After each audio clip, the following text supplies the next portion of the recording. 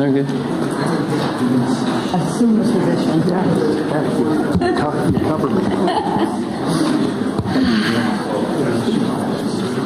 Well, good morning, everyone. We are now beginning day 30 of the Democrat shutdown. And as there are millions of Americans this morning that are embracing themselves for further pain and hardship, we'll highlight some of that this morning. The Democrats, incredibly, are showing no signs at all that they want to end their shutdown. Now, they'll have another opportunity today. The Democrats in the Senate will have their 15th opportunity to do the right thing. We're concerned that they won't. And if they reject this for the 15th time, they will be ensuring that this shutdown continues past the November 1st deadline. And that is a fateful deadline for a number of reasons. Starting on Saturday, let me give you a list of things that this means for the American people. It means that tens of millions of American families will struggle to keep food on the table because the SNAP program benefits will run dry. It means that WIC assistance, that's women, infants, and children, the nutrition programs, will be at risk of running dry. It means that Head Start centers, which serve 60,000 children nationwide, will be at risk of closure. Millions of federal workers, and we've listed them here every day. You're talking about air traffic controllers and TSA agents and park rangers and Border Patrol agents, law enforcement around the country. The stewards of our nuclear arsenal will miss their paychecks. Thousands of flights, by result, will be canceled or delayed, while our borders and national security will be directly jeopardized at a very dangerous moment in world history. And our country will lose tens of billions in gross domestic product. With each passing day, the pain gets more real. And the Democrats are guaranteeing when they vote to reject our clean funding resolution. We expect they will do that again today for the 15th time. They are showing no shame whatsoever in their actions. Now, just as we clearly know what is happening, which we've recounted here every morning, the American people can never forget. We also clearly know why it's happening.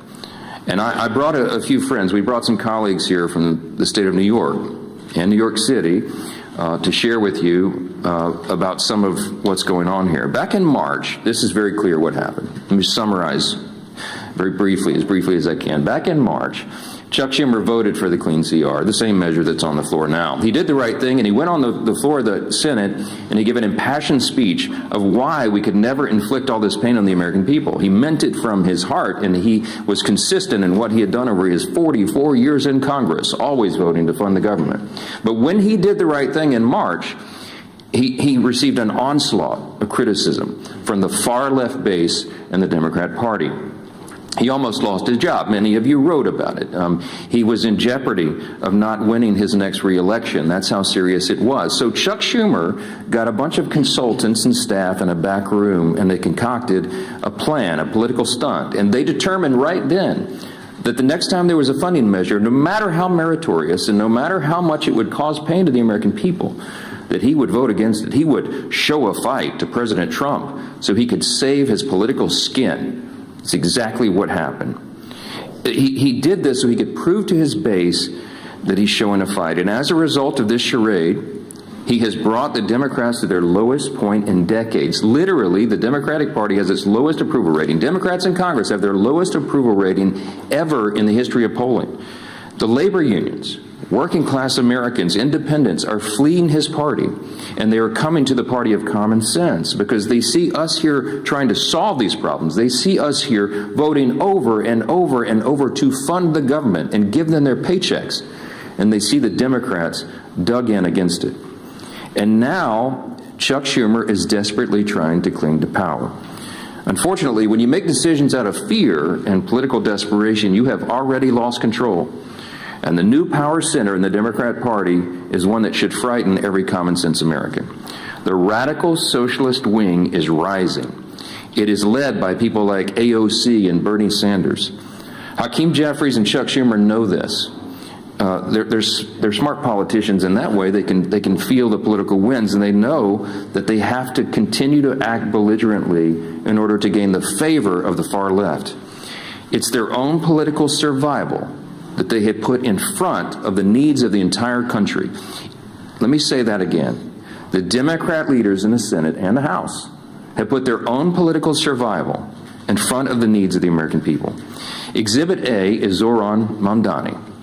New York City, America's largest city, the cradle of capitalism that has always been, is facing a real crisis right now. They've got a 34-year-old, unproven, untested socialist who looks to be the next mayor. He may well be elected. Mamdani winning New York City would be the biggest win for the Marxists, the socialists, in the history of this country. We have, to this point, in nearly 250 years, been able to hold off those kinds of ideas. We've been able to cling to the foundational principles of America, the ideas of individual freedom and limited government and the rule of law and peace through strength and fiscal responsibility and free markets and human dignity. All those things are in jeopardy when the Marxists take over. And it's the clearest sign yet that the Democrats' radical Marxist wing is winning the battle for control of their party. Look at where the energy is. This should be alarming to everyone around the country. Mamdani has, of course, called to defund the police, to abolish all prisons, to legalize prostitution. He lambasted the New York PD, the New York Police Department, as a racist system. And you might have seen, if you in the media are covering this, but there was a new video uncovered from 2023, just 2 years ago, and he said, quote, "We have to be clear, when the boot of the NYPD is on your neck, it's been laced by the IDF.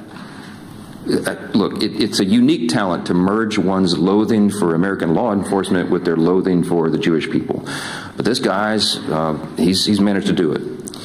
New York is just the tip of the iceberg. It's not isolated to America's largest city. It's other cities as well. Look at Seattle, where the leading candidate for mayor is an open socialist. Look at Minneapolis, where the sitting socialist mayor is facing a challenge from his left flank.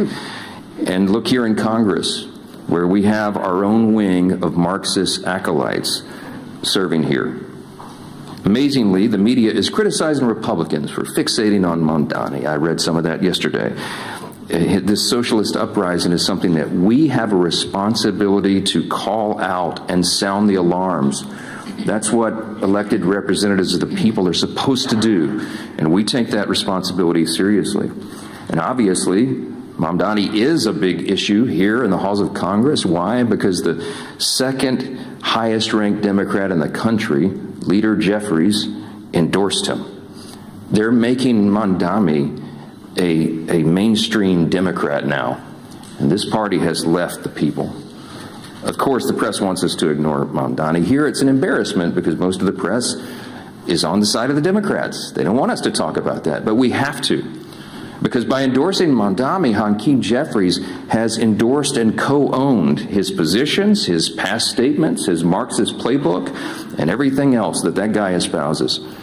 And so, too, does every single House Democrat who will be inviting their leader, Jeffries, to their campaigns and to their districts next year. Every single one of them at every campaign stop should be asked, what do you think about Mamdani? What do you think about his positions? While House Democrats court Marxists in New York, Senate Democrats have chosen to shut down the government over a totally clean, nonpartisan CR. It's the first time in history, in the history of this country, that any party has done that, has chosen, had the audacity to shut the government down over a totally clean, nonpartisan funding measure.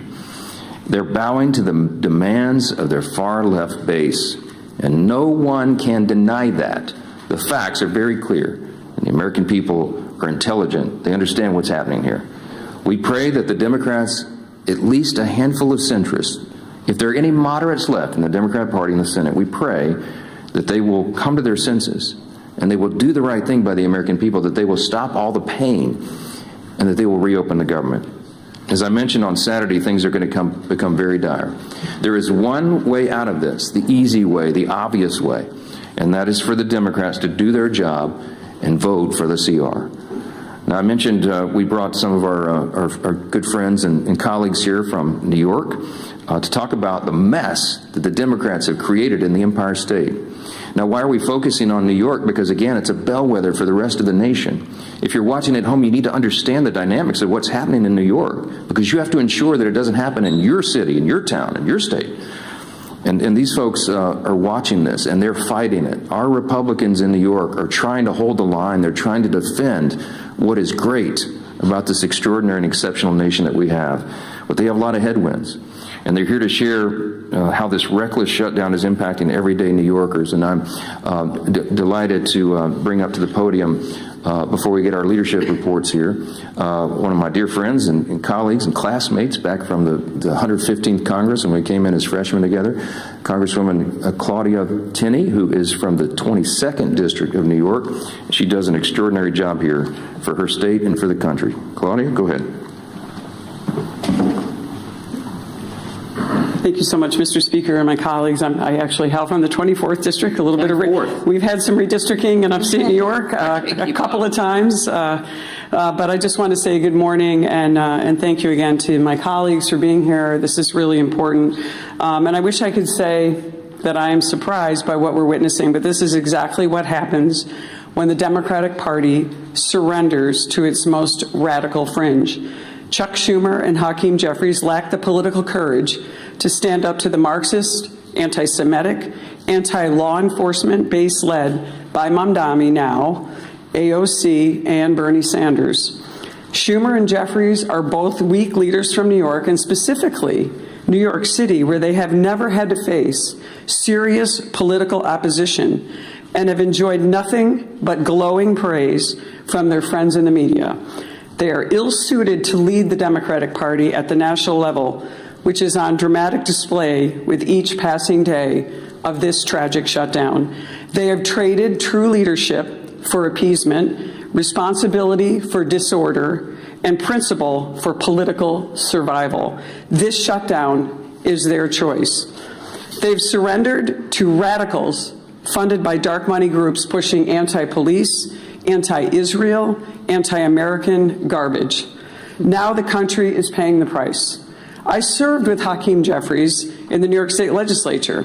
He sat right next to me. I've seen this playbook before, as have my colleagues in New York who also served in the legislature. It is the same corrupt Albany routine. Reward insiders, punish taxpayers, and blame everybody else. Today, it is something far worse. A movement run by socialist Marxist activists. I don't like to call them socialists, they're really Marxist, and extremist networks, and they have hijacked the Democratic Party.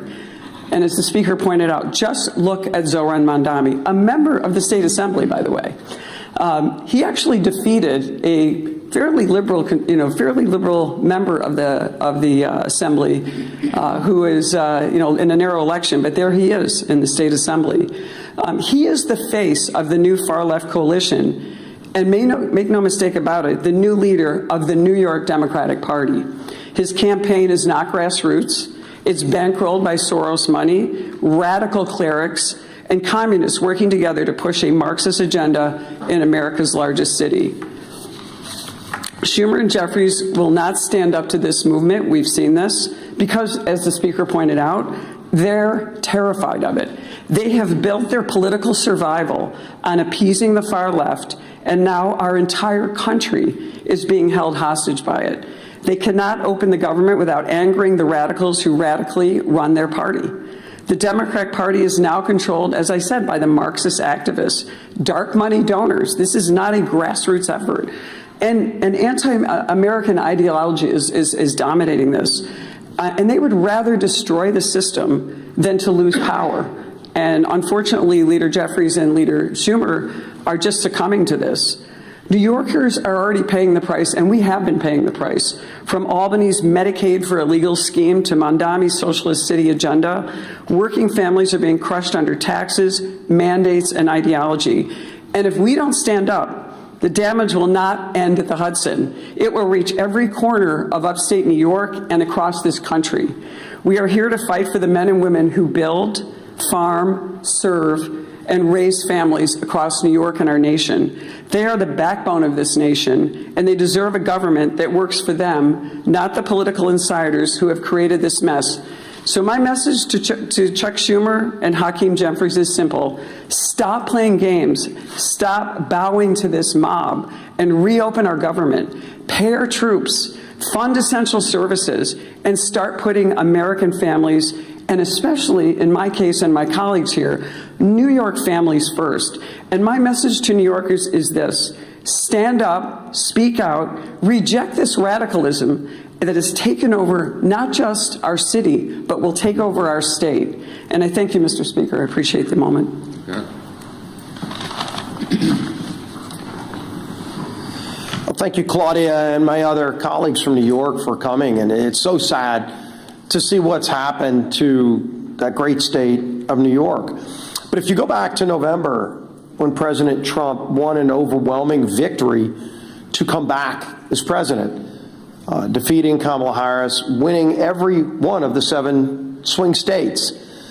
In those months after, what you saw was this internal conflict within the Democrat Party. Who is the head of the Democrat Party? You heard it over and over. Some people are trying to raise their hand. A very, very weak bench of failed leaders, primarily governors from failed states, wanting to jump ahead of everybody else and claim the title. And yet, as the Democrat Party stayed that rudderless ship for months and months, because of this perfect storm, that the 2 top Democrat leaders in the House and Senate both hail from the state of New York, with the emergence now of Zohran Mamdani, you have seen Zohran Mamdani quickly become the new head of the Democrat Party nationally. Because Chuck Schumer, who is the head Democrat in the Senate, and Hakeem Jeffries, who's the head Democrat in the House, both hailing from New York, are scared to death of that far-left extremist, radical, socialist, Marxist movement in their own party, starting in New York. And because Mamdani has taken off there, it is affecting real people everywhere in America. Devastating consequences. We've talked about it over and over. You know, the last few weeks, we talked about the pain, the suffering that Democrats were causing to especially federal workers, our troops, air traffic controllers, every other federal worker who wasn't getting paid. Some, President Trump found ways to get paid. Others, there weren't ways to do the same thing, but the president worked overtime. Look at what the president did working overtime, at least doing his job, in China this morning. A historic trade deal with China announced, where they resolved some issues on tariffs. Our soybean farmers going to be able to sell more of their products into China. Critical minerals that we'll be able to get. All of those things President Trump continues to do while Democrats want to try to spew chaos around the country. But the harm to families, as we've been talking about, while real, is unfortunately going to get worse. And we've been telegraphing this for weeks, pleading with our Democrat colleagues in the Senate. Just five Democrats need to get the courage to end the shutdown. And only they can do it. They know that. And what are those consequences? We've been talking for weeks. Coming this weekend, Saturday, 42 million SNAP beneficiaries will lose those benefits. Those cards are going to go to zero when they go to the grocery store to try to put food on the table. There will be no money in those accounts. And what is Chuck Schumer going to tell those families? It's no longer hypothetical. It's no longer theoretical. It's real suffering and pain, and they know that. We've given you the quotes over and over these last few weeks. They admit they are causing suffering. They're using the American people for leverage, and they just don't care.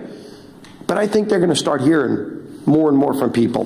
There's some people we've been hearing from. The National Veteran Advocate, his retired U.S. Army Sergeant Eric Donahoe, said this, quote, "The decision to vote against advancing the CR is now causing financial harm to families who serve this country." He went on to say, quote, "When I spoke with Democratic staffers that I know they called this shutdown a political opportunity. They think the more Americans hurt, the more power they gain. They even bragged about it," Donahoe said.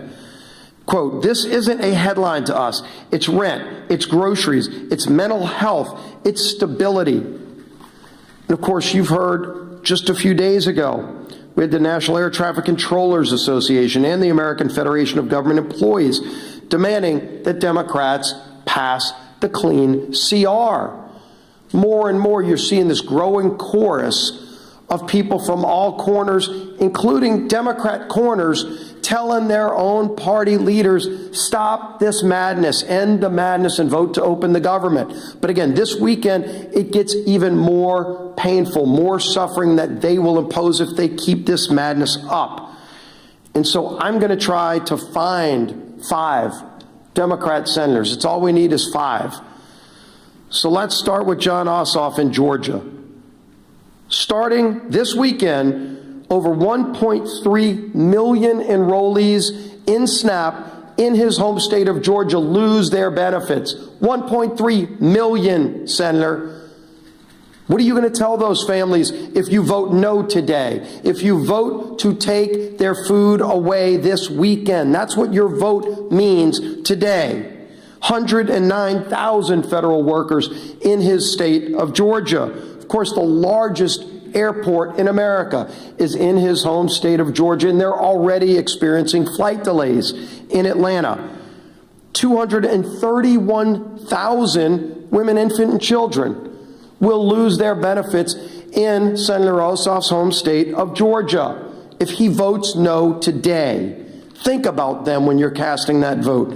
Senator Warner in Virginia, 825,000 SNAP enrollees in his home state of Virginia, 189,000 federal workers. Don't come up here and give some speech lamenting about the hardships those people are facing when you're the one voting to impose those hardships. You can stop that today by voting yes. 107,000 women, infant, and children will lose their benefits in Virginia if Senator Warner votes no.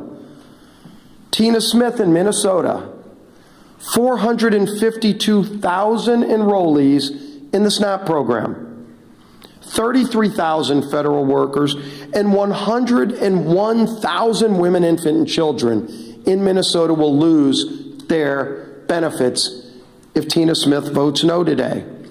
Gary Peters in Michigan, over 1.4 million enrollees in SNAP. No food stamp benefits this weekend to 1.4 million Michiganders. 56,000 federal workers, 189,000 women, infant, and children will go without food this weekend in Michigan if Senator Peters votes no. Senator Sheehan in New Hampshire, 76,000 enrollees in SNAP, 9,000 federal workers, and 12,000 women, infant, and children will go hungry in New Hampshire if Senator Sheehan votes no. I could go on with more and more of these. All we need is 5. That's 5 right there. If they get the courage, they don't have to impose that pain on families. But the only way this suffering is prevented is if they come to their senses and vote yes. We all know the math. We all know what's needed. But it's not just math. It's millions and millions of families across this country that will truly suffer and go without food if they vote no today. It's a straightforward vote. We've all voted yes and passed it through the House over a month ago. End the madness and pass this bill. Our whip, Tom Emmer.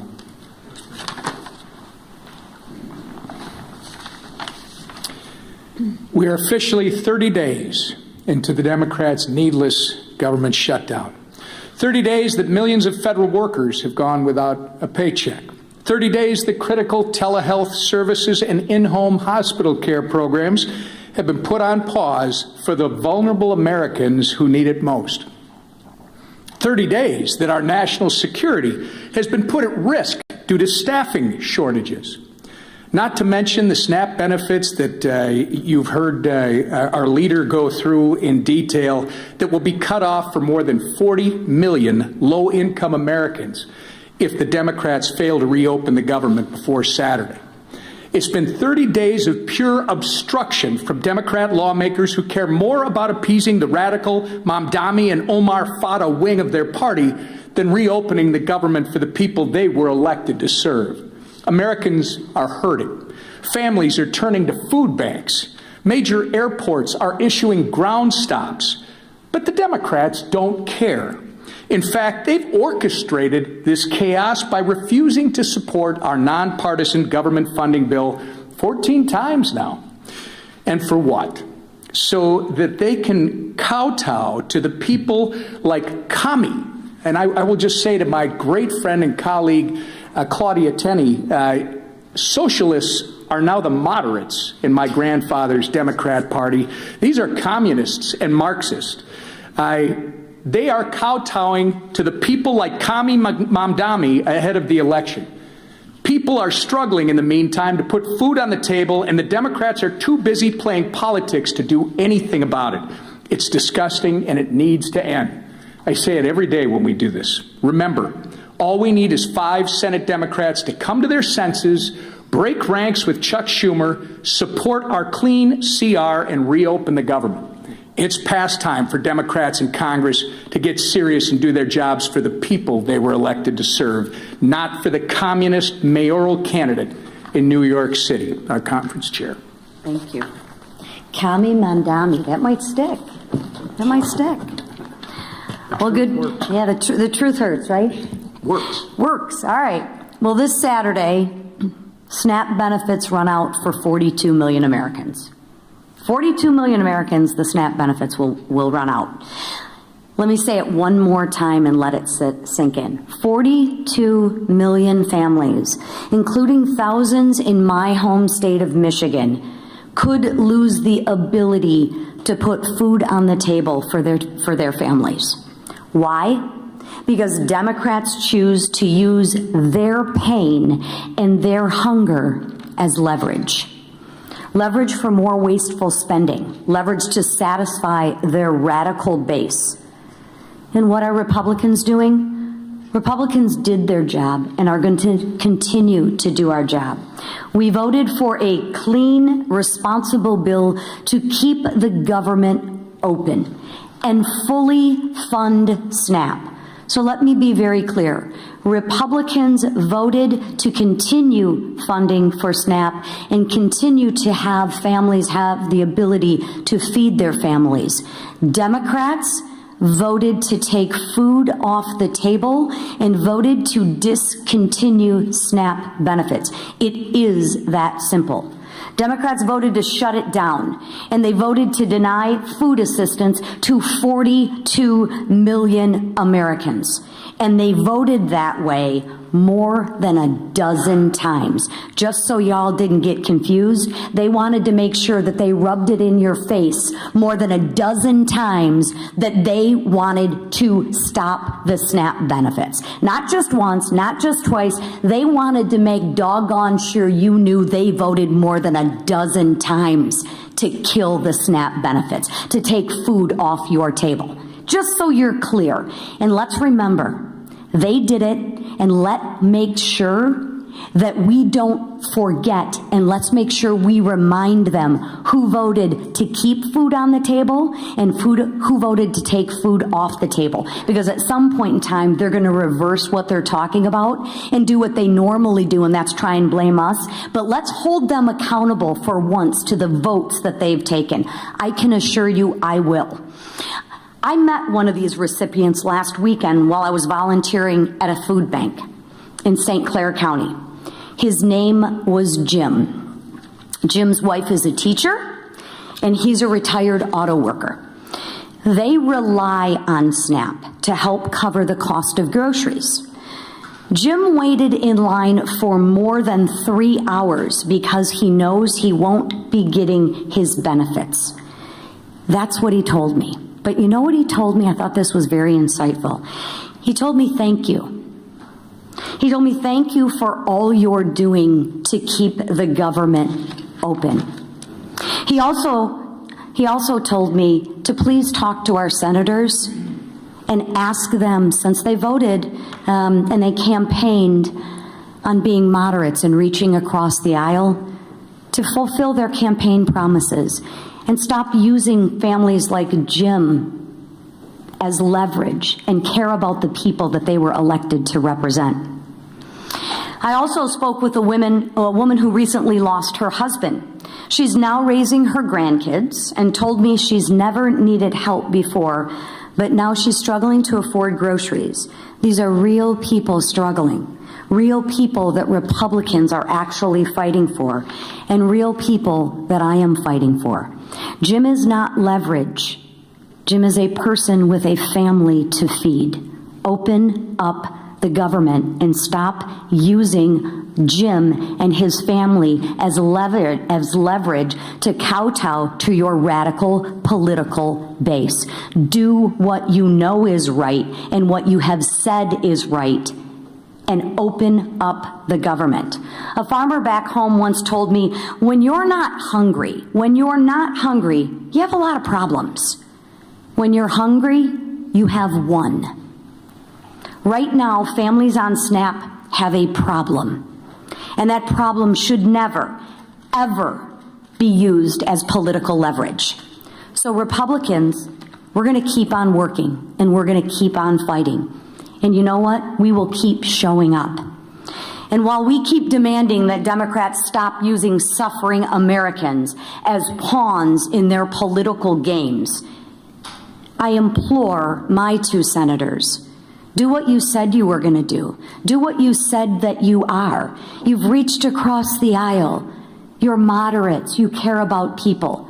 Well, show that in your actions and vote for a clean CR for families like Jim who you represent. Please, they are counting on you. And every no vote means that you are keeping food from their table. So please, it is time to pass the clean CR and actually put the people who you represent, Americans, first. Thank you. We'll take a few questions. I just want to thank again our colleagues from New York, LaLota and Lawler, Garbarino, Langworthy and Tenney. It's a difficult job to hold the line in that state, but they do it very, very well, and we're grateful they're there, and that there are so many common sense New Yorkers who still believe in freedom and in the greatness of America, and they keep sending us patriots like this to do the job. So we'll take a few questions. District Secretary. Thanks, Mr. Speaker. During the last shutdown in 2019, it was the first Trump administration, and they made sure that in the second month of the shutdown, SNAP benefits would go out. They had them sent early.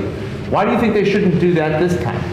Well, the president, this administration has done exactly what he did in the first term, and that is bend over backwards to make sure that we mitigate the harm. We explained here yesterday that any administration in a shutdown scenario has figuratively a control panel of pain dials. In the Obama administration, 2013, when they shut it down, they turned all the dials to 10. They wanted it to hurt, and so remember famously they put the yellow crime tape around the World War II memorial and prevented aging veterans from going and visiting these landmarks. They made it hurt. President Trump has done exactly the opposite. I mean, he's done everything he can. He's ordered all of his cabinet secretaries to mitigate the harm. So, for example, as you know, with WIC funding, they found a way to fund that with tariff revenue. We found a way to pay the troops once already in October, hopefully at the end of this month by moving money around. But it's very difficult to do. Those are not inexhaustible funds. When it comes to SNAP, some of the Democrats have argued that you can use this contingency fund, but the truth is there's no legal mechanism to do it.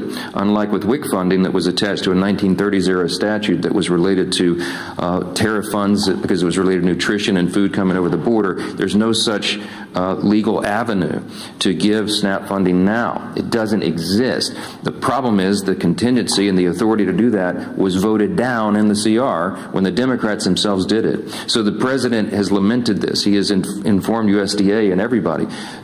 Do as best you can, but the money doesn't exist to do it. The simplest way to end the pain and the simplest way to make this stop is for the Democrats to do the obvious and right thing and vote for the nonpartisan funding measure so that we can turn everything back on. Then we will get back here, and then we will debate all these other extraneous issues. But right now, the first job of the government is to keep it in operation and take care of the people who depend upon all these services we've articulated today. It's nonsense, and it has to end, and you should be asking them the tough questions, why they're willing to inflict this pain on the people for their partisan political purposes. Yes, ma'am. Mr. Speaker, some more moderate Senators Murkowski, Peters, and Shaheen have said that discussions on how to end the shutdown have picked up this week. Are you writing on those? How do you feel about